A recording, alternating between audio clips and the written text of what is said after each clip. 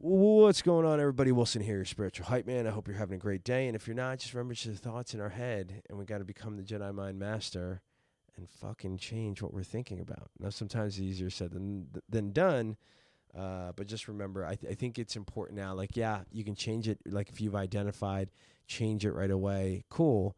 I think let's go another step. Change it, identify, ask why, reflect on it, put it in your head, write it down, journal it, throw it in the chat GPT, whatever it is, but get it down somewhere and start analyzing, maybe reflecting why you're not feeling good. What were the decisions you made? What was the influence? What was the emotion? And what ultimately led you to that decision? Yeah. And then, if it's still part of something that you're feeling, you have one or two options. You stay in it until you don't need to be in it anymore and make that a positive action, right? So like let it hurt enough until it makes you and moves you forward, but don't let it hurt enough to bring you backwards or bring you opposite of forward, backwards. And then, comma and semicolon, jump in the ice bath, do some push-ups, jump on the bike, go for a walk, listen to some music, scream, yell, punch a punching bag, whatever you need to do. But, you can always biohack to feel better. I hope you're having a good day, like I said. If not, just those are the things that you can do. Today, I want to talk about a couple of things that we got going on. Let me just...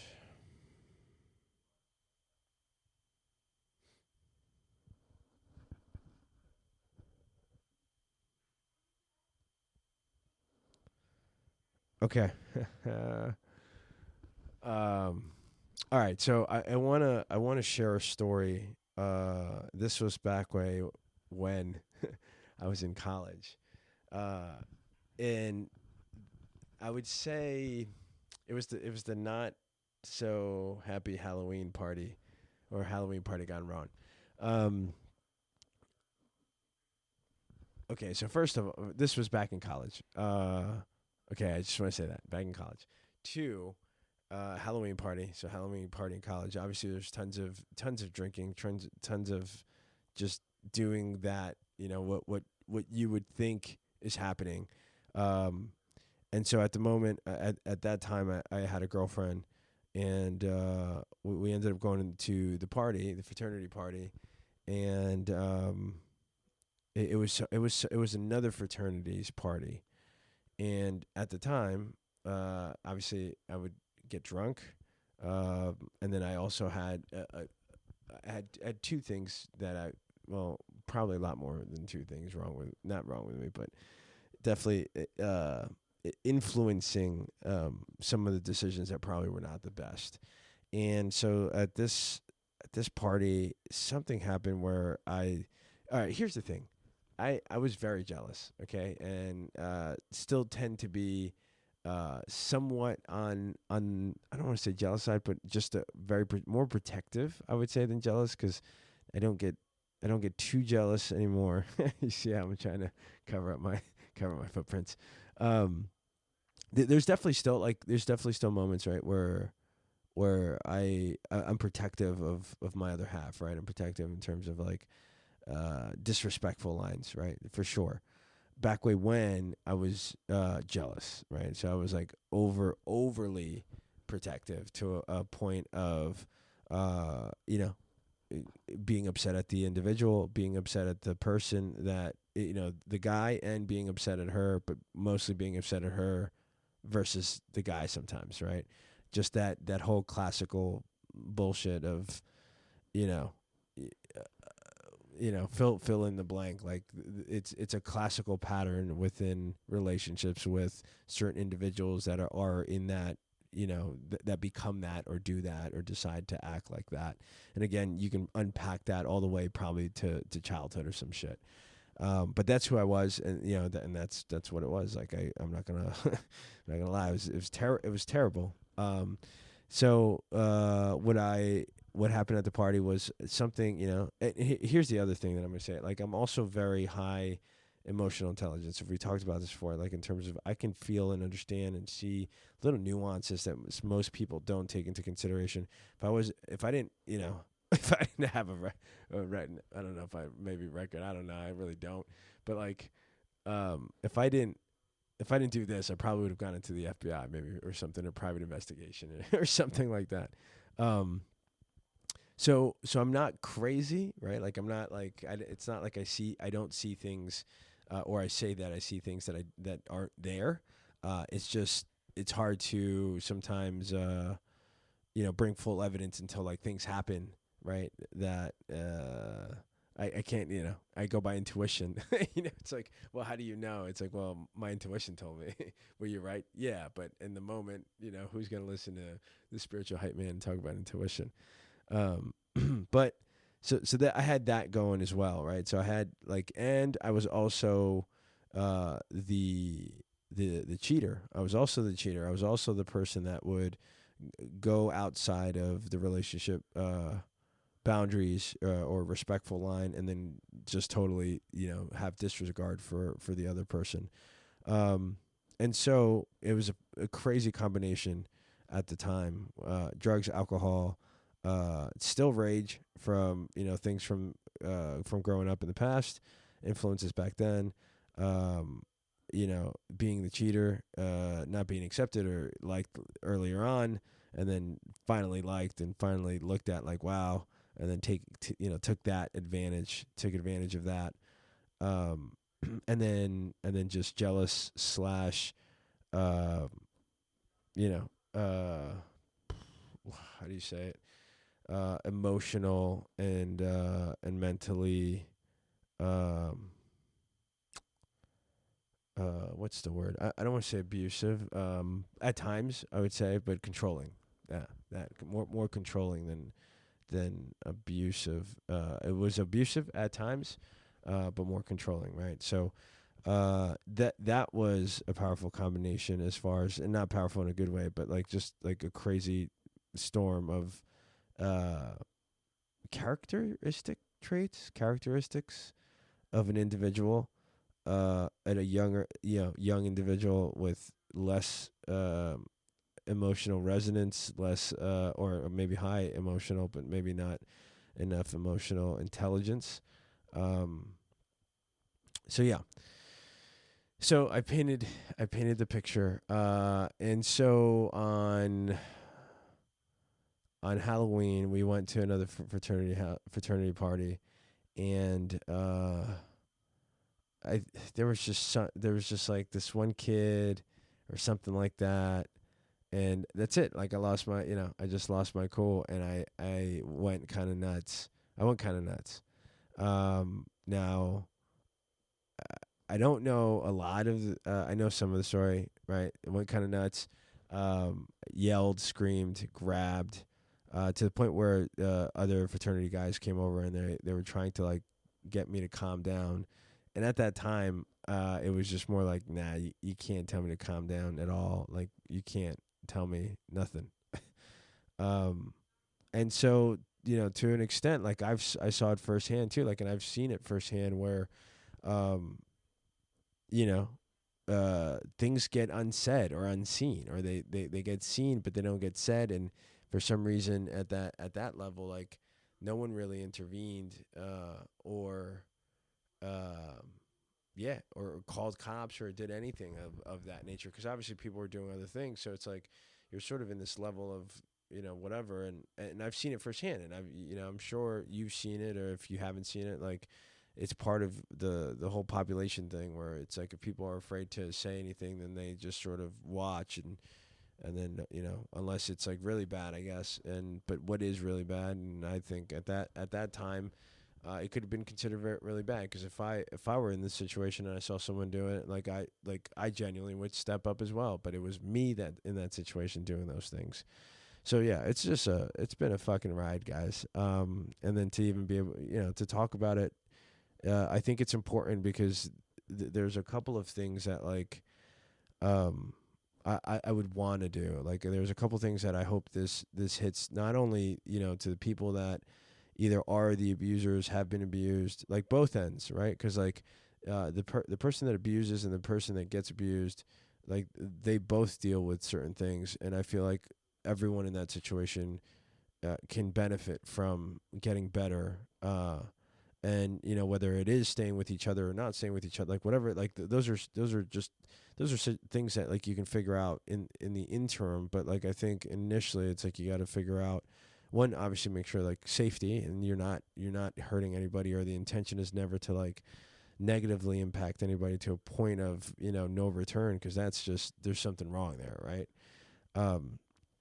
But things can get heated, and they got heated, in those moments. And in most of my relationships, there have been lots of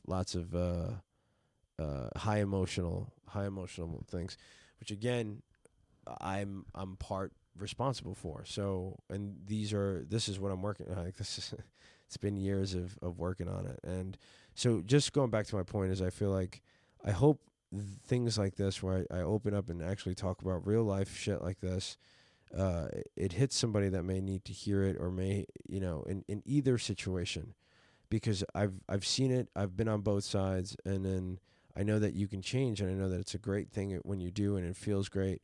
But there was a lots of loss on my side. Like, I lost lots of people in my life because of that, and my lack of changing, right? My lack of changing myself as the person, as the character, as the traits, as the influence, as the emotion, as the decision. So it's possible for sure, but you also have to just be very logical at some point. And it's hard if you don't have the ability or the capacity at the moment, because, even for me, like, there were things that I knew, I'm like, yeah, like later on, I felt bad. Like the following day, there was remorse.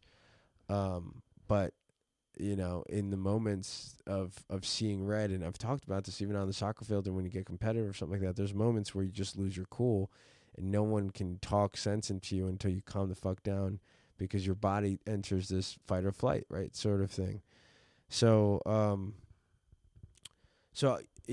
hope, and I'm going to talk more about all, more of this stuff, in terms of just, like, again, whether it's domestic violence or just violence in general, as far as, putting your hands on someone else or doing something else, there's sport for that.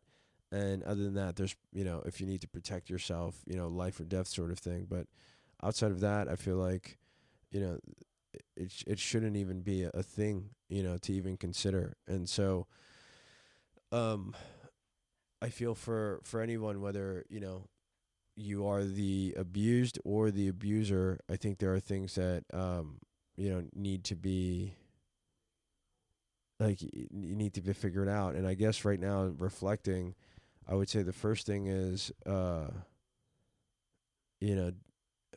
think the first thing is, like, I don't know. I'm trying to think. I'm actually just trying to reflect on all the previous relationships and my current, Patty, obviously. I think it depends on several factors. It also depends on the maturity level, like, in your brain, like your ability, like your brain growth, right, or your development of, like, your brain and where you are right now. Because if you can be highly intelligent and still be 28, 22-year-old or something, and then understand these concepts, and then understand certain things, that comes from influence. Or if you didn't have it and you lacked it, it definitely comes from, like, high awareness intelligence. And if you don't have it, then you're gonna have to go through certain things, certain situations, certain outcomes, that you're just gonna have to go through, and you're gonna have to live with, and you're gonna have to feel. I think at the end of the day, it's like you feel it, and you're like, well, this is definitely not a good feeling. And then how many more times are you gonna do that, right? How many more times are you gonna wake up feeling like, the asshole, or the person that did X, Y, and Z, or how many times are you gonna do it before you get in trouble, right? Or at the end of the day, it'll lead to certain situations that you're gonna feel pain. You're not gonna feel good about it, and so I feel like you can get there if you've gotten there, and you're still, and you're seeking, like, how do I change? Then you found an opportunity to do it. And I think for me, it was not wanting to feel that way, and then ultimately just reinforcing the fact that if you love the person that you say you're with, then why would you treat them that way? And I think, most recently I sort of said that to myself. I was like, look, great job, Wilson. You're doing a good job on that end. But what about for yourself too, right? As the person, it's like, I've been both, and in both, and in two stories, like you can look at me and root for me, and you can look at me and also, curse at me and be like, you're this guy, I can't believe him. Like, wow, how dare you do something like that to another individual? And it's true, and both sides of that is true. And so, I think for both people, or wherever you are in that situation, or if you are in a situation like that, I think the most important is safety. Make sure you're safe. The second is, if you're going to do it or continue to be in a relationship like that, you both need to figure out if the relationship is worth changing certain things and what it means, like how to get to that change. And I think the only way to get to that change is you have to have enough like intelligence to know what you need to change and then reinforce it with a positive decision. And now what you need to change, you'll know, but like how you get there, I think is different for everybody. Some people may do well in counseling, like if they're talking to like a relationship counselor. Some people may not do well in that. Some people may do well if, you go and do a 30-day retreat with each other. Some people may do better if they go to Alcohol Anonymous or whatever. Like you have to figure out what the best course of action is for you based on the situation. Now, I will tell you this, that if alcohol or drugs or any type of that stimulant abuse is there, that should be the first thing you cut out. Like that needs to just not be part of the equation, because you just can't like you can't be in a more mature, intellectual aware state if you're under, if you're over abusing the influence, right? Like you can definitely get into a good flow state here and there, but if you're over abusing it and you're abusing that in general, and then thinking that you're going to go about life just sort of making the right decisions under the influence, it's just not reality. Like it's not going to happen. You can definitely, again, use things for flow state and use things for certain states of, like even mushrooms, things like that, like different things to give yourself different perspective. But like if you're going to be on it constantly and you think you're going to make the right decisions, whether it's in a relationship or in certain situations, I think, again, that there's a level of maturity or a level of acknowledgement or consciousness that you need to have in order to start making decisions like these types of decisions. So it takes time, it takes effort, it takes patience, but it can definitely be possible, because I'm right here. You're looking and listening at someone that honestly, either jail or beat up or something outside of what I'm doing right now. And I think I was blessed, and two, I was given the opportunity to do better, to feel what I want to feel. And I'm still working through that, as far as like just feeling happy and feeling good about the things that I'm doing. Obviously it comes from a shit ton of stuff. And so, and again, that was only, I like to say I'm 28 years old because I am, and I'll be 28 for life. But that was probably, let's see,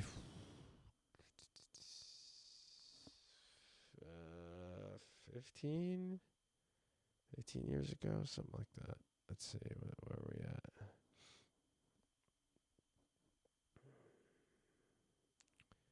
Let's see, trying to do math here, but I also don't want to give everybody out my numbers here. Let's see. Yeah. So yeah, maybe about 15 years ago, 14 years ago, something like that.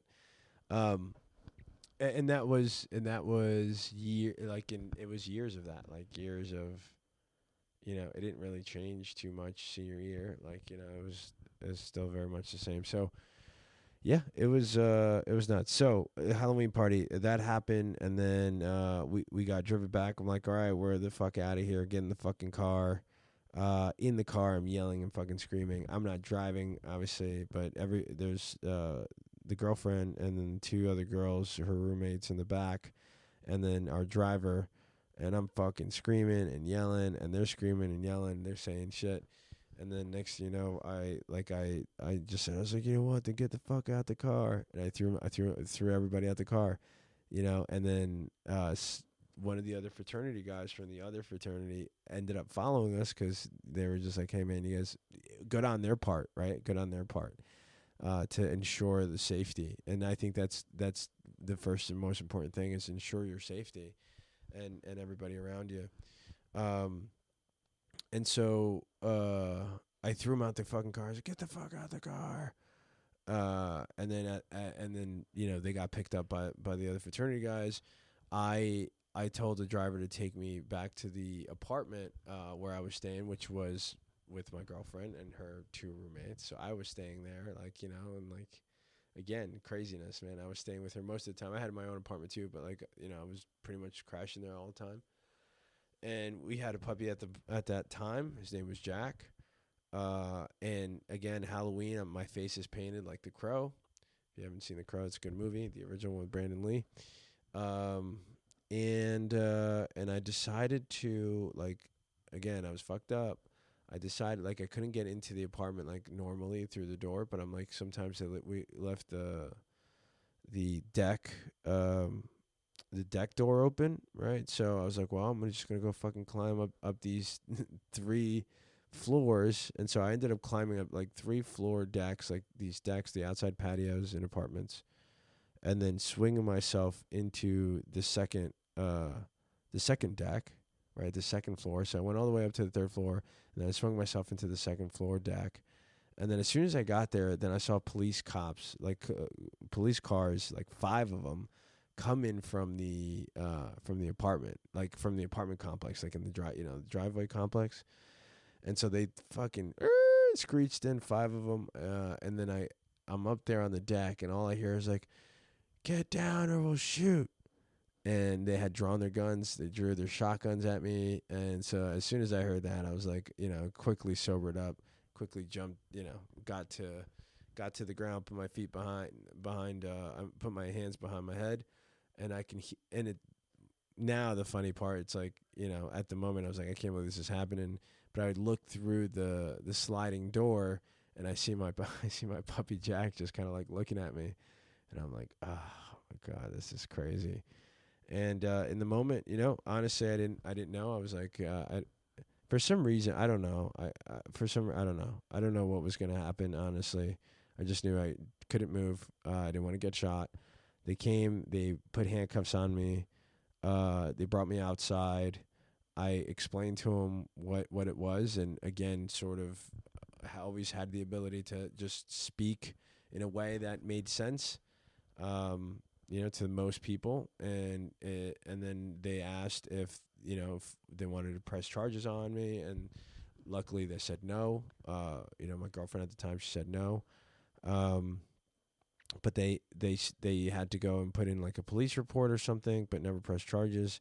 And then I got to go home. They let me out of the cuffs, and so again, just another situation where not only did I put other people's lives at risk, or their safety. I wouldn't say lives, more of their safety, but definitely put my own life at risk, and everybody's safety. And so, imagine waking up the following day and trying to apologize for those things.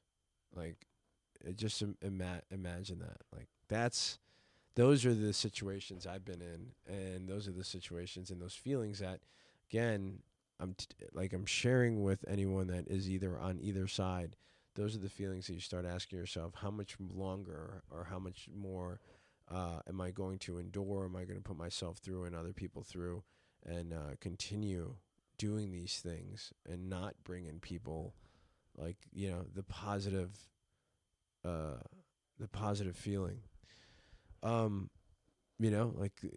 Positively impact the people around you. And I'm telling you, I've lost quite a lot of relationships through that, a lot of friends, because of it. And even just, I don't know if you've heard most recently, the one, with even my high school buddy, John, it was another situation like that, similar, where for the longest time, we stopped talking because of it. So, Um, and I'm sure there's people out there now, like if I were to go and apologize, they still would not want nothing to do with me, which is crazy if you think about it, because you know me as a spiritual hype man, and I know myself as who I am now.